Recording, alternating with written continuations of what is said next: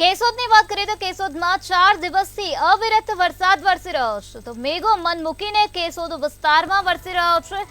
જોખમી રીતે જતા લોકોના દ્રશ્યો અત્યારે કેમેરામાં કેદ થયા છે તો પ્રી મોન્સૂનની કામગીરી પર અત્યારે અનેક સવાલો ઊભા થયા છે કારણ કે ઠેર ઠેર જગ્યાએ અત્યારે વરસાદી પાણી ભરાઈ ગયા છે। જોખમી રીતે જતા લોકોના દ્રશ્યો અત્યારે કેમેરામાં કેદ થયા છે। જે દ્રશ્યો તમે મંતવ્ય ન્યૂઝની સ્ક્રીન પર નિહાળી શકો છો તો ઘૂંટણસમાં પાણી ભરાઈ ગયા છે અને આવા પાણીમાં થી પસાર થવા માટે અત્યારે લોકો મજબૂર બન્યા છે। ત્યારે સ્થાનિકોનો વહીવટી તંત્ર પ્રત્યે રોષ વ્યાપેલો જોવા મળી રહ્યો છે કારણ કે વહીવટી તંત્ર પ્રી મોન્સૂનની કામગીરીની મોટી વાતો કરે છે પરંતુ આ વાતો માત્ર ને માત્ર પોકળ સાબિત થઈ છે। આ કામગીરી માત્ર ને માત્ર કાગળ પર જ થાય છે।